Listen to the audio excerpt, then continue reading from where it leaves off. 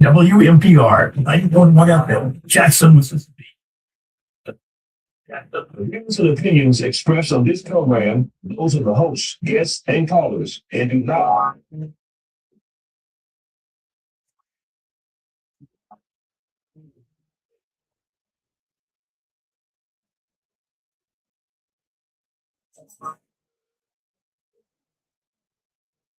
Now we extend our olive branch to you, standing for the people, with your host, Attorney Ali Shamsuddin, and gets heard every Wednesday evening, 7 p.m. to 8 p.m. exclusively on 9.1 FM WMPR. This program shall focus on facts that we share with each other on this platform designated to inform, educate, and organize our communities in Jackson and abroad. No rational comments or opinions are regarded as being irrelevant, as your comments and participation could prove to be the cornerstone of our goal, being to restore moral ethics, integrity, respect.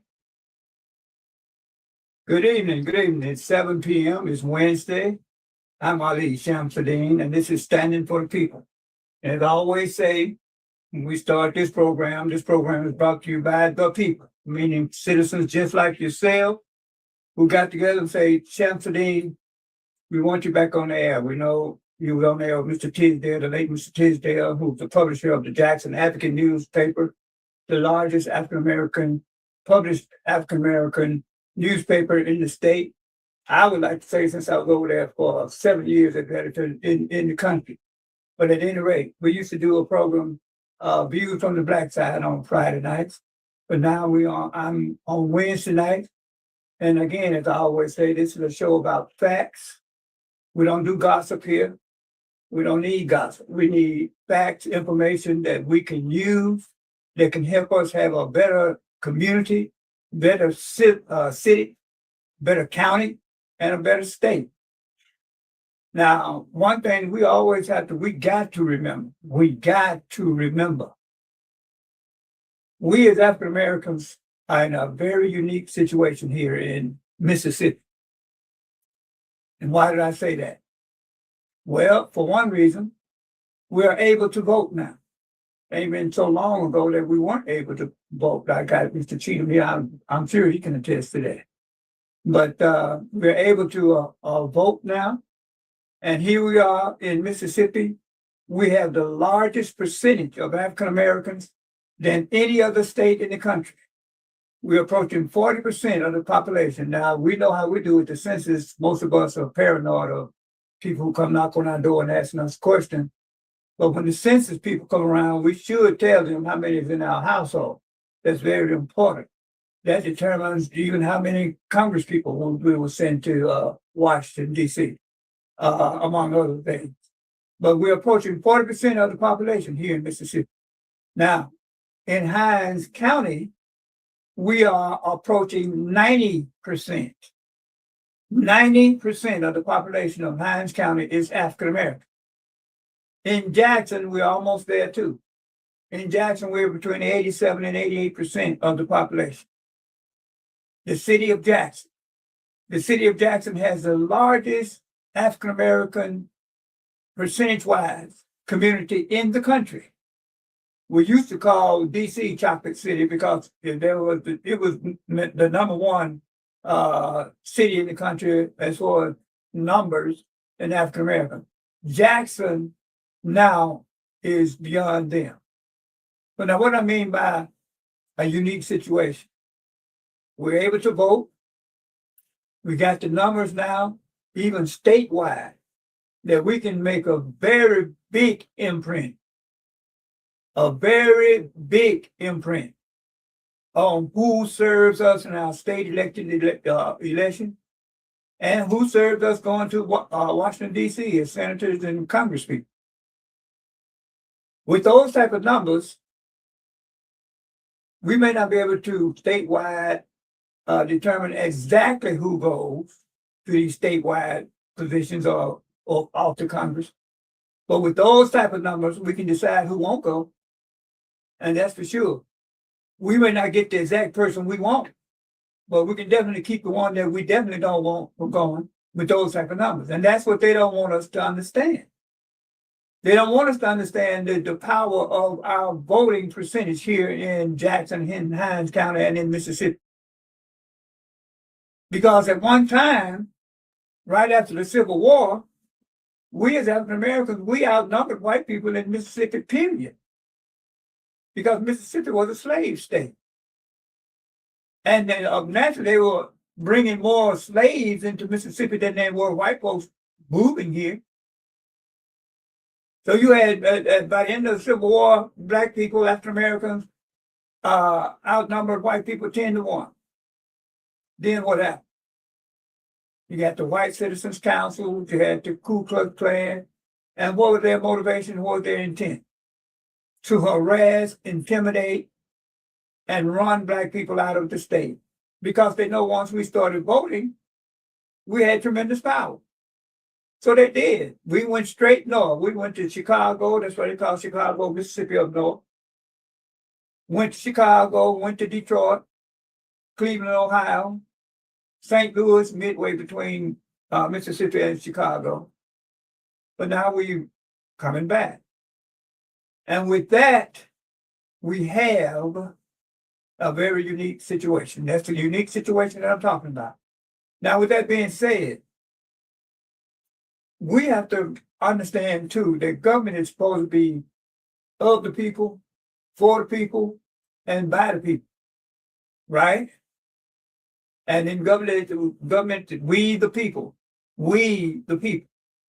Unfortunately, since we've been able to have the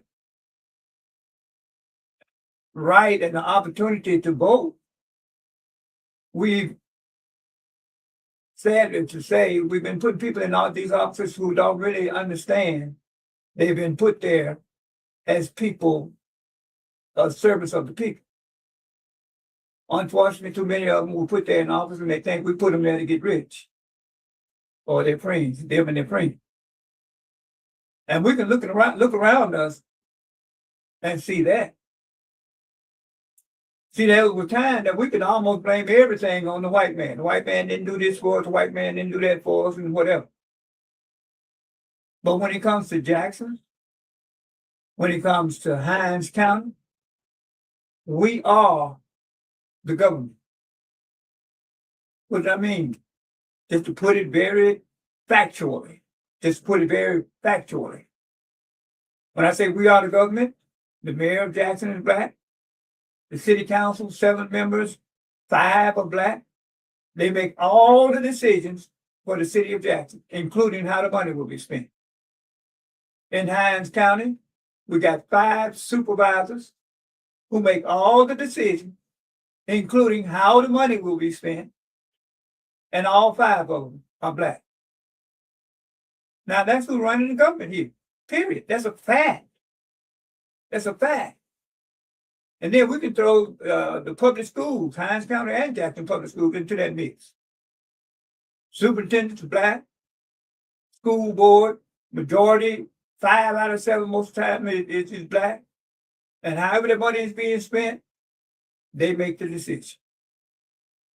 Now, I have some community members here tonight that don't talk about the trials that they've had to go through in trying to get resources. When I say resources, I mean tax money spent in their area. You know, and again, like I say, the government is supposed to be of the people and by the people. And too often, the people we put in office, they think they're supposed to make all the decisions and then turn around and then tell us what they have spent our money on. When I say our money, I'm talking about tax money. When in actuality, they're supposed to be finding out what we want, what are our priorities, and then facing those priorities. But we can look around us and see that hasn't been the case. But I'm going to introduce my guest here. and we're gonna get into the issues that they brought, bringing before us this evening. But to my left, my right here, Thomas Cheatham, and you're from what part of Jackson? Northwest Jackson. What Northwest Jackson? We got Clint White, and you're from Northwest Jackson, and J.R. Richardson. Same area, Same area. Northwest, near the Grove Park area. So, Mr. Cheatham, kind of define the boundaries of Northwest Jackson so people know what you're talking about. Northwest Jackson is the location. Let's just go from Northside Drive. No, let's go for and then let's go County Line Road back all the way to the area of I'm gonna stop at Ridgeway. All of that is considered Northwest Jackson, and it goes to the Clinton corporation line. Okay. And we go from say Ridgeway, Livingston Road back to the Clinton area. That's pretty near where the location that on the map that we have here tonight. Okay, so you kind of they say butts up to what's called Shady Oak and that area over there, Burden Edition. We do have Shady Oak, we have Burden Edition, then we have Northwest Hill, and then we have what's the other neighborhood? What is it?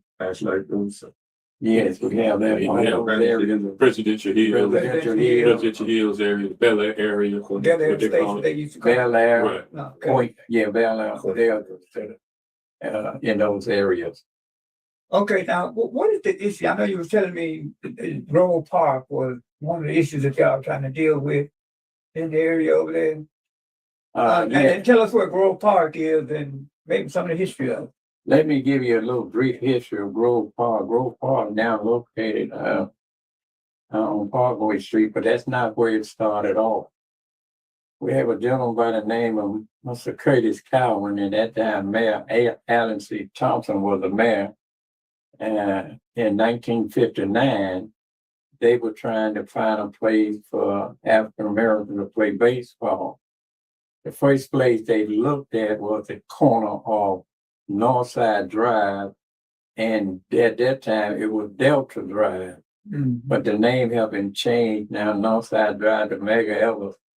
And so the reason that it was not built in that area is because at that time Northwest Hill was all white, and Grove Park would have been in the area where they live in. Okay. And they say that they did not want the Negroes, maybe they didn't say that in their area at night. We get the gist of it. Yeah.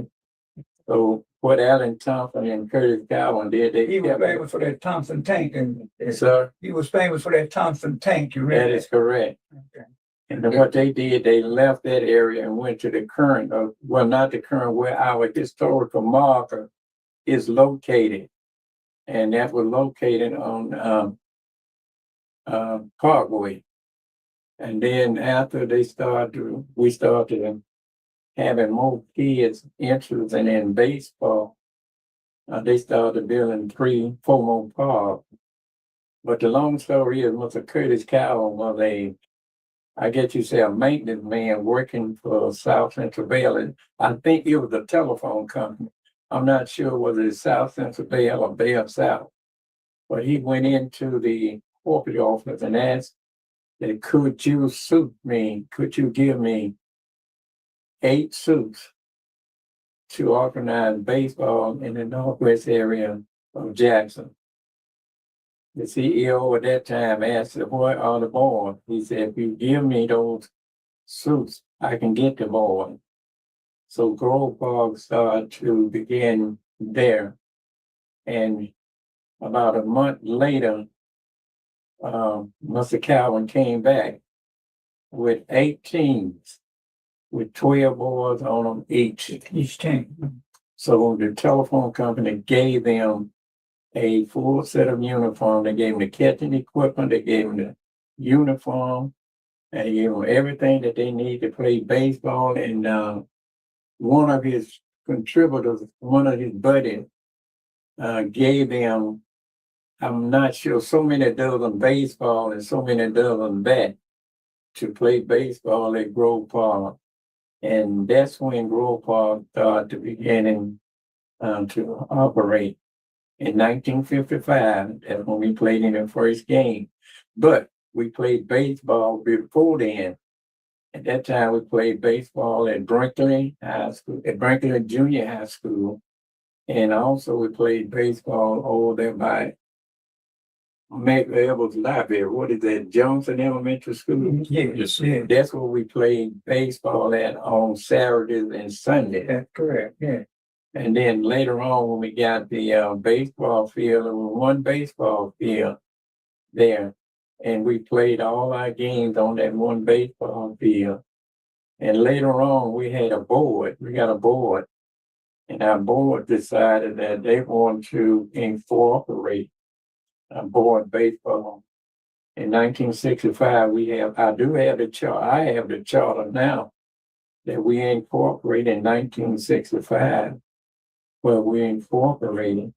That means that we can collect money from stores, from incorporation, and then they can give credit for contributing to Grove Park. Mhm, mhm. So the issue, because I went by Grove Park just lately, and I mentioned it on my last show. I mean, it's locked up. I mean, locked down, and fences, the high fences and chains and locks on them. What's going on?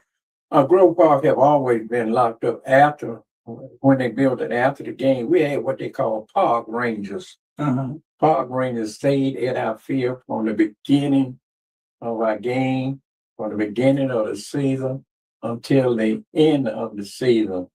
They made sure that the park was open and the park was closed. And the park angels were paid by the city of Jackson. We didn't have anything to do with them, who they got, but the park ranger was security for a Grove Park. Mm-hmm. And at that time, they was all white. Mm-hmm. And we fed them just like they were paying for, but they didn't. We gave them a hot dog and we gave them the Coca-Cola, the snow cone, whatever they choose to do. But yes, it have always been locked after the activities on at the park. So now they have any activities there now? All right now I got some pictures of how Grove Park look. No, they don't have any activity at Grove Park. We had a tennis court where people played tennis. And the last time the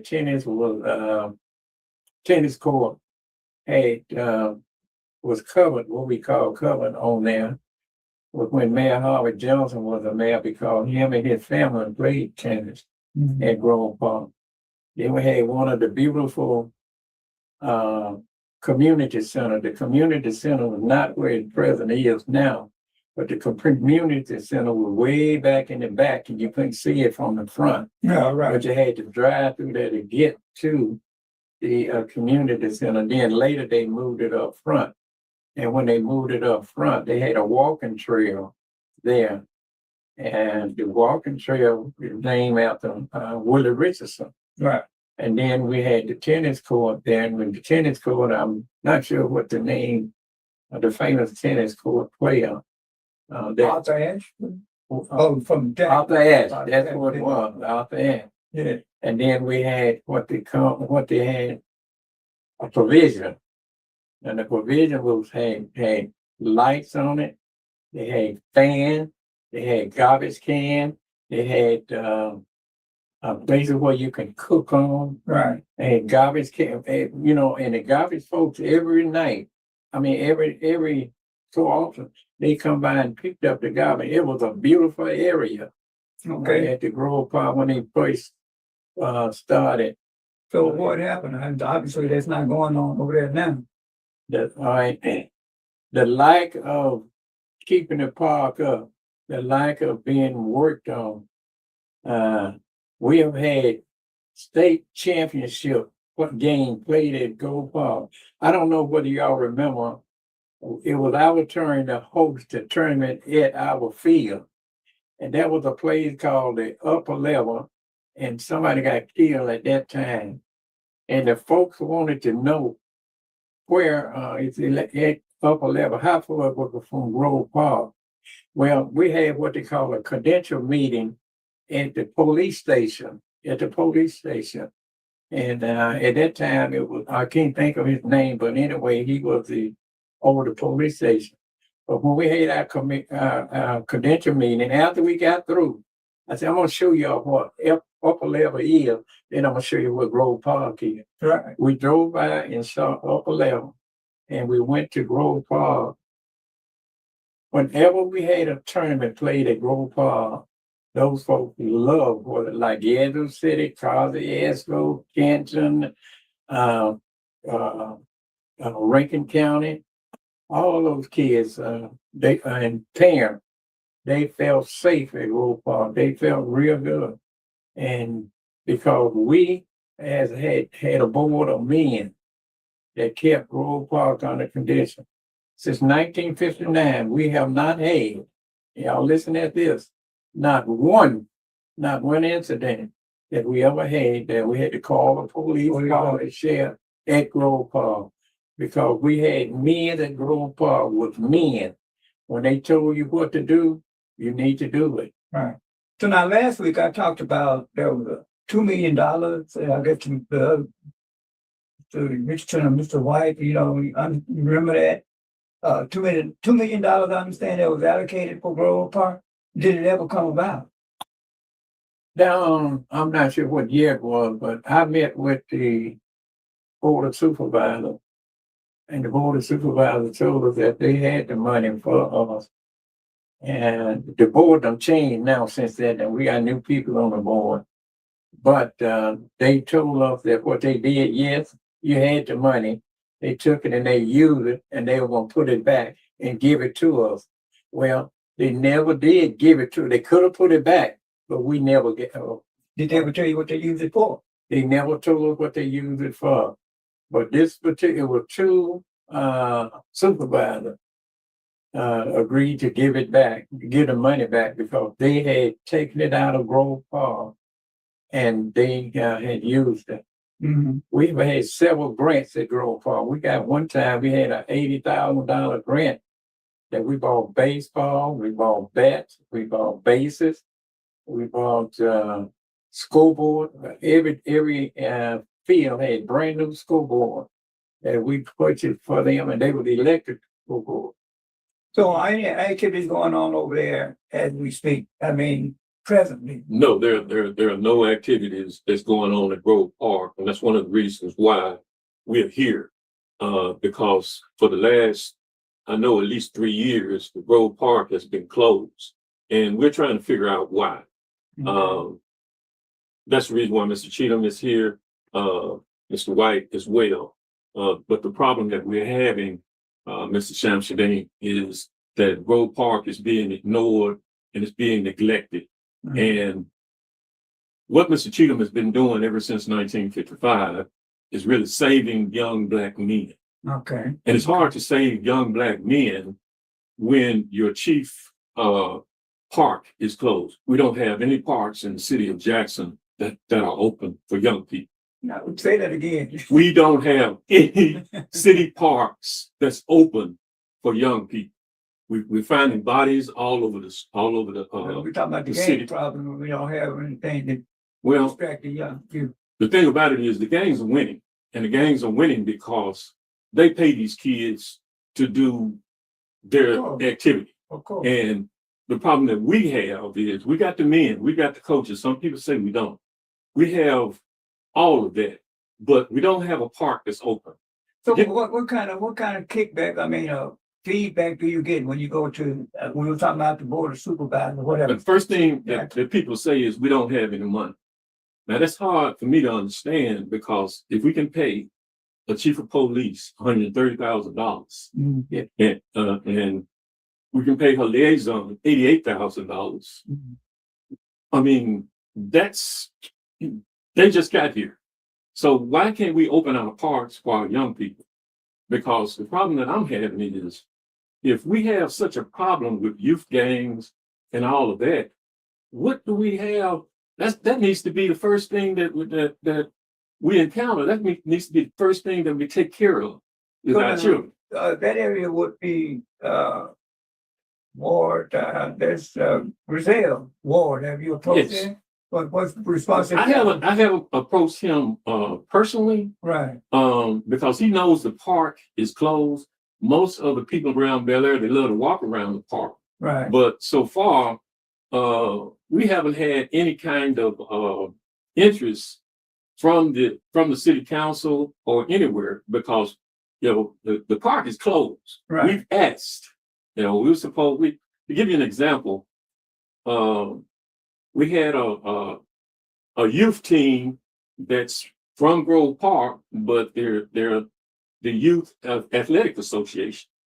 And they just went to the World Series with the name of Jackson on it. The World Series was held at Sterlington, Louisiana.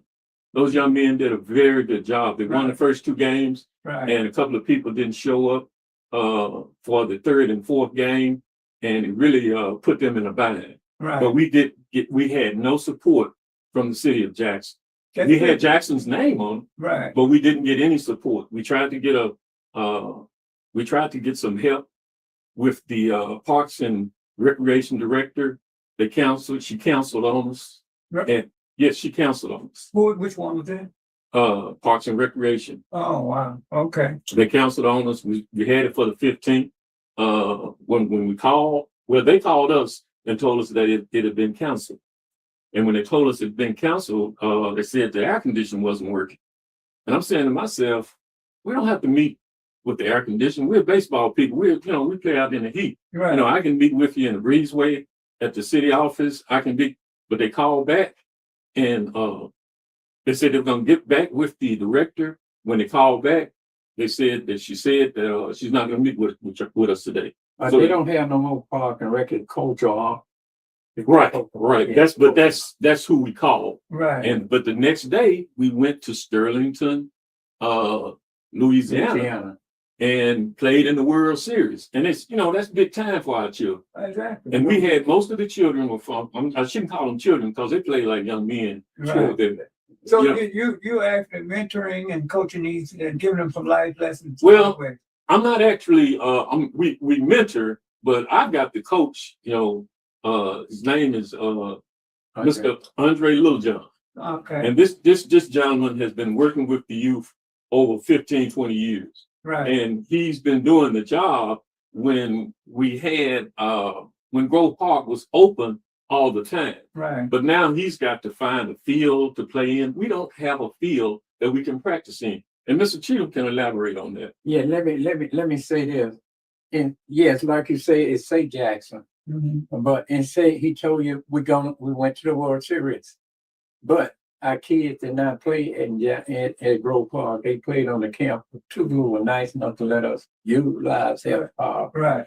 And now that's where we play. So now we understand all the parks in the city Are closed for youth.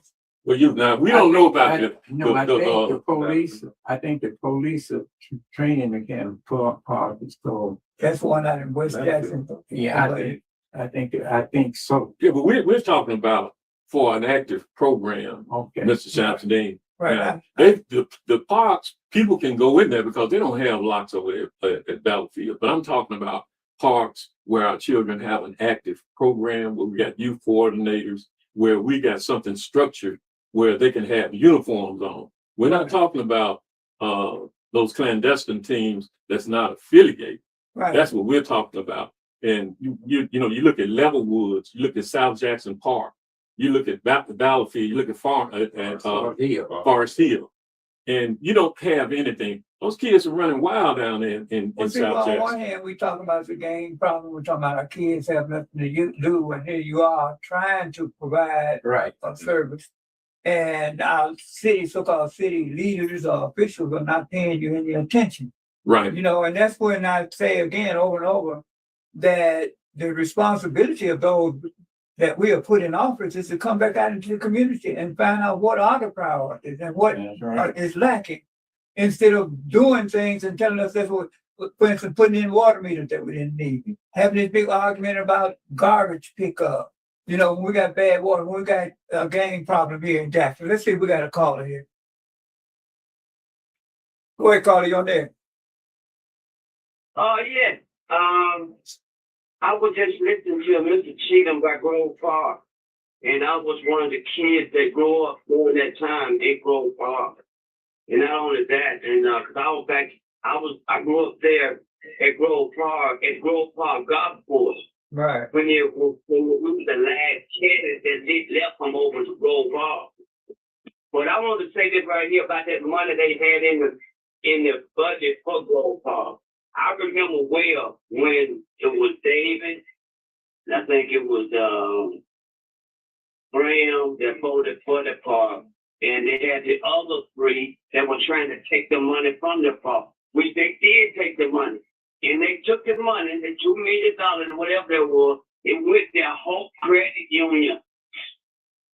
They fought hard for that money to get the stadium park. Them folks took that money and they ain't put no money back. They ain't did nothing. It ain't like you just said, it ain't a park in Jackson, nowhere around there, and everywhere around the Jackson area. Absolutely. Clinton, Madison, everywhere. The parks are so beautiful. They beautiful. Got new tennis court. They got pickleball. They got everything. But Jackson not to have nothing like that, that is sad. But you need to get somebody in there that want to fight and want to help the kids, and the parks do help. Well, I appreciate your call. Thank you. Tonight about that. So the great thing about discussing Grove Park, it shouldn't not be shut down. Thank you for your call. Get somebody in there who's going to help with it. Appreciate you. And David L. Martin, he'll get it done. Now, so you know, a lot of people don't know that every park in the city of Jackson is closed. You know, it's pathetic because Ms. Tina, you and I, you know, can come from that area. We understand there were parks in Jackson when we were segregated that we didn't even know they had. You know what I'm saying? We didn't have no business going to them. But now that we're in total control of the city, we don't have a park to go to. Now, isn't that crazy? That's asinine. Well, see, Brother Sampson, I think that what we have done is we putting our resources in the wrong places.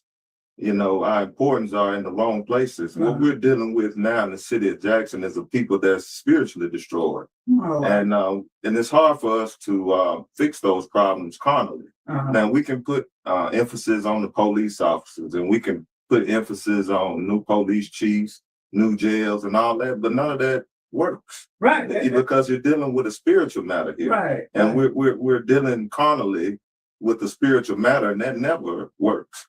So these programs, the Grove Parks, and the other fields in the sports programs are spiritual programs that get them involved in teaching them life skills, mentoring them, giving them something to alternate situation than what they're living in right now. Right. You know, and we have to do that. And baseball and sports in general are the hook to be able to get them there. Right. You know, so as you can look, if the parks are empty, the prisons are full. Exactly. I say that now. Here we are, 38% of the population in Mississippi, Black people. We're 68% of the prison population. You see, and we're talking about people between the age of 18 and 30. You see what I'm saying? Most of them are us. If they had gotten some life lessons along the line as you're talking about, perhaps they wouldn't wind up where they are. You know, it's baffling to me how it seems our leadership don't seem to connect that if we don't keep our children active, that is having good school, and that is having activities for them after school that will keep them busy, that would deter the gang problem to some extent. Oh yeah, it would basically suppress the gang problem that you have, because what a lot of people don't realize is Grove Park is the farm team for the Jackson Public Schools, and you got to realize that no Jackson Public School has a baseball field behind any of the high schools, nor a softball field. Right. And all of these surrounding school districts, Madison, Clinton, they all have beautiful, immaculate baseball facilities and athletic facilities. You know, our kids have nothing that they can call their own play at a home. How would you like to go to? Our kids don't like to always have to go to an outside school district to have a nice baseball field where everybody's cooking hot dogs, they're popping popcorn, drinking Coke, and we don't have that. We've got one facility that they just made for the city of Jackson, of the Jackson Public Schools. And the facility is not up to high school specification. And with that, you got to understand that they can't play a regular game under the Mississippi High School Activities Association with that park in the shape that it's in. Now, these school board members, they knew that that park, that facility that they were building wasn't correct. And my only thinking is they must have done it intentionally. Well, you know, I say over and over again, here we are in Jackson Public School District now. The state was talking about taking it over at one point, but they found that they don't have to take it over because they're getting the money anyway. We got a budget of $434 million. That's Jackson Public School budget for the past year. $434 million, which is $100 million more than the whole budget for the city of Jackson. Okay, yep. And 17,000 students. And now they're paying the superintendent $300,000 a year for a C-rated school district. And he got 22 assistants under him that's making over 125 a year. And now they didn't put a principal for every class, not for every grade. You know, when you put to school and you had a principal for high school, you had a principal for junior high, they got a principal for every grade now. So, I mean, this is how they're choosing to spend their money when our children are being lost. Go ahead, Carly, on there. Oh, yes, sir. Good afternoon, you guys. Listen, I tell our young people, all those places where they're keeping the people, where they're going to deport out of the United States, once they get them out of there, then you're going to have those places as concentration camp for the black boys. So in African American, when you get into office, you're going to have to work for your salary. You cannot do like white people do. They go in there and get rich from the rich men, but you have to work for your salary. If you don't, you're not going to get anything done for your people. Amen, brother. Amen. Thank you for your call, brother. I look at it this way. We got line 1. Let's see if we can get this call. Go ahead, Carly, on there. Sure. How you doing today? Okay, Reverend Jackson, how you doing? Good, my fellow. How you doing? I'm good. I know you know Mr. Thomas Cheatham here. You know I know. That's the reason why I'm calling in. Yes, sir. Is that the everybody that's running for the district? No, Mr. Cheatham is we talking about Grove Park. You think about that other Cheatham, I think. They are related. Are y'all related, Mr. Cheatham? Well, yes, we have. Okay, That's okay. my nephew. Okay. What you got to say about the issue tonight, Mr. Reverend Jackson? Let me say this, Judge, that before I make a comment, I need your support, Judge. You gotta individual there that you know who will tonight and kind of look at that window, hard working, versus real good for what they do for you. And I know the business plan that we don't give them the people. Oh, you talking about Lady Cherie over there. Man, you hit the nail on the head. I thought it was. Look, I got a couple more calls though, Reverend Jackson. We'll get to that on that.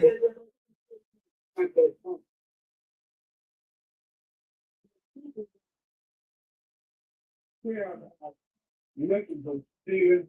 They're thinking about nothing in the air. That bill whole 19. After Davis, after Davis, some years ago. Bill was on the street and you look at it. Right. If people do not get a full, also, we should look at the commitment to the many.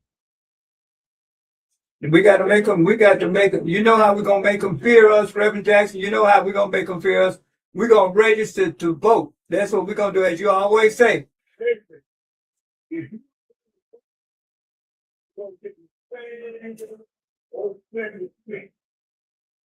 All of them down there, including the facts, stand up to the facts, and put some black power, you get them back to. Now let's finish up. Brother Dave, let me go to another call here, but you can call us back, brother. Thank you. Yes, sir. Absolutely. Go ahead, Carl, you're on there. Oh, yeah. Turn your volume down, please. Turn your volume down. Yes. They really make no problem. That's probably a lot of good for the kids. You know, those kids, a lot of kids come out educated, they come out lawyers, doctors, and managers.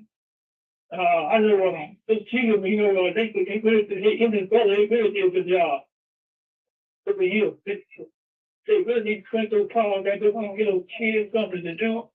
And it's not a lot of power to see with those schools. Are you asking? You know, spectator right there, you know, every evening. So, they really did a good job with those kids. And he was my grandson. And he's a manager. He's a manager. It's my other son. He's a doctor. And his other one is he's a carpenter. So those kids going through there, going through there, they come out to be business people, and be educated people, and they're cut down on all this crime and stuff like this. It's violence, a lot of violence. I've been going out there about 15, 20 years, and I ain't never seen nobody at all. Coming to a violence of the thing. So, I'm making a good job. They need to clean themselves, make them kids, well, that's continue. I mean, for a long time thing. Well, you're right. You're right. Now, you're right, brother. You're right. I'm gonna let one of our guests here. You were talking about spirituality and the effect it would have on our young people. You think, just from your personal viewpoint, would you think that these parks or the baseball team really have impact on our children? Oh, absolutely. I could speak for myself. For one, you know, even the coaches back then, they were mentors. Right. You know, our coaches would pick us all up on the truck, whether it had a hole in the back or anything, Right. and we ride to the park. Right. And all the coaches were like that, you know. Right. So basically, we're dealing with a culture that has majority single parent female led households. Right. You know, and we need to give them some help. Mm-hmm. You know, and that's first and foremost. Right. So the park should encumber all of that. Right. You know, not only just the kids, but for the parents as well. And parents come out and they help, right? Absolutely. Yeah, Absolutely. So spiritually, yes, it does, because it gives you an alternative. Mm-hmm. You know, teach you life skills and different things. Learn how to not be the best all the time. Mm-hmm. And then learn how to get better when you're not the best. Mm-hmm. You know, learn how to deal with it when people are better than you at something. You know, I heard you mention that what they're most afraid of is our unity as a people. Right. You know, not as different churches, not as different businesses, but as the same people. We have to be on one accord, right, in order for them to fear us. Because why would they fear us if we killing each other? Right. Why would they stop if we doing it? Right. You know, so these are things that when children are at their youngest, their youth, 6-7-year-old, like we want to get into the program, right, and actually help them direct their thoughts and things based on what's right and what the Word of God says. Right. You know, we have to do that. We have to get that back in our kids some kind of way in order for them to spread it. Right. You know, put them in better environments, Right. you know, so that they can see alternative lifestyles. Because sometimes it's hard to judge your lifestyle if you haven't been in an alternative lifestyle. Right. You know, so this program can absolutely do it, and it's very sad that you know, I don't see how anybody who played at that park could drive by there and not have a heart for it to Right. do something, and that's where I am now. Right. And you also have to look at, Let's see, we got this call. And- Go ahead, Carly, on there.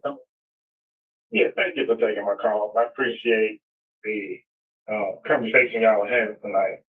But it's sad that the people that made the decision about the park, Grove Park in particular, but I know it's not just Grove Park, all the parks, but tonight I know specifically because of the baseball programs that take on. I didn't play baseball, but just listening to the story, and I'm from Jackson, and I had cousins, family members, and friends that played baseball and benefited from those programs over there at the park. But it's sad that the people that made those decisions that caused us to have to deal with the impact to the park today, we put them in office. We voted for these people. Yeah, exactly. And it's just absolutely sad that we think we can keep on voting for these same people. And I'm not even just talking about the local people. I'm not even just talking about at the grassroots level. But we keep voting for these same people, thinking that they're going to do what's best for the community. Right. It's sad. It is. We Absolutely. need, I mean, we need an audit on every single dime that comes into the city.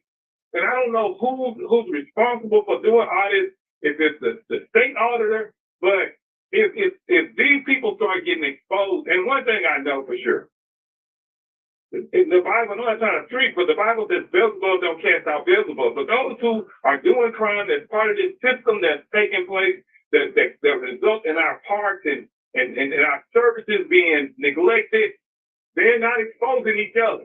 Right. Right. Mhm. Right. They're not Absolutely. exposing, and they're not going to expose each other. Right. So I appreciate y'all for having the show and bringing these things to the light that y'all are sharing on tonight. I'm just going to hang up and continue to listen. Y'all keep on doing what y'all doing. Thank you. Thank you for your call. So now we're getting down to the last few minutes, but I want each one of y'all to kind of give me your impression. I know we've all had some dealing with, I came through Grove Park myself and played ball over there, but I'd like for each one of you to kind of, if you can say something to the people out here that would help them understand the condition you're in, we're talking about. Well, first of all, we really need to get out of being able to have this conversation of government hindering our process. Right, right. So right. I like to look at it as a people thing, Mhm. you know, and I know that this is something that we can control. Mhm. We can't control the government wants the money because I don't know of anything that's involved with money that's not corrupt, Okay. you know. So They say we money have to, corrupts, right? Yeah.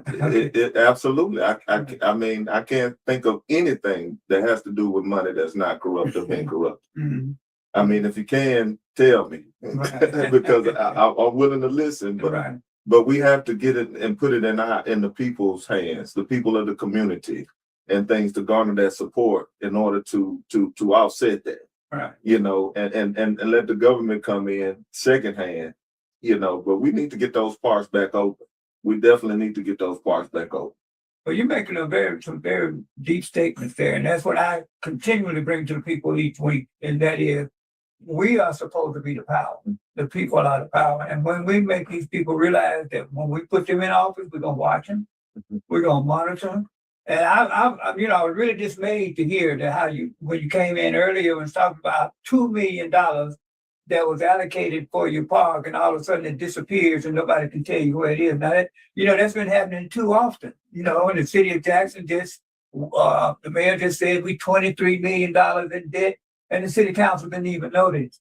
When they were supposed to be in charge of the money. We gave $33 million to a law firm out of Alabama, to come over here and do nothing. $33 would have did a whole lot for our parks here in Jackson.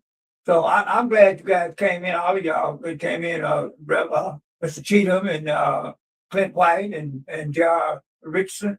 People need to know, that's what I'm saying, everyday people like yourself who are out here struggling to try to make something happen here in Jackson. And you're dealing with our youth. And that's so very important.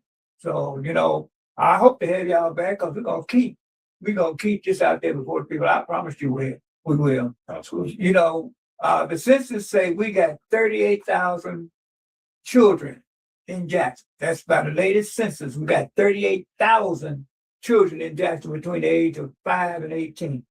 We only got 17,000 in our schools. So what the rest of them do? Go ahead. That's what I'm here for, is for our children to be protected.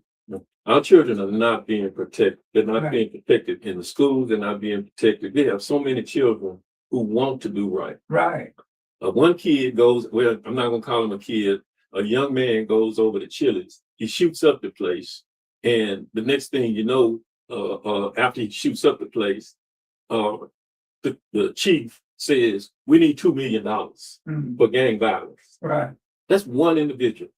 Right. One individual. We've got so many good children out here, Right. and they have nothing to do. We don't protect them. Right. We give them the worst facilities in the world Right. at school, but Right. we're taking almost $500,000, Right. $500 million Right. to operate the school district. That's right. So we must protect our children. That's all. We act like we just don't care about our children. And our children see that. You know, it used to be when we were Exactly. growing up, we just thought, as a matter of course, grown people cared about us. Right. Now, children don't even believe that you care about them. That's why they look at you and give you all these attitudes because they don't think you care about them. They're not raised to think that. You know? Right. But you know, we could be walking down the street and some grown person wouldn't even know. Say, boy, you better act up. You know what I'm saying? And you pull yourself together. Try to do that with a kid nowadays. See, it's not gonna happen. But again, I'm gonna try to have y'all back here. And we're gonna keep this out here, man, because the ones who are not helping you, we're gonna let the people know. We appreciate y'all coming. All right. Take us out, ladies, to read. Thank you. Thank you, Attorney. Thank you for having us. Appreciate you, yeah. Now, we're gonna get. We're gonna do this again. Sure. We're gonna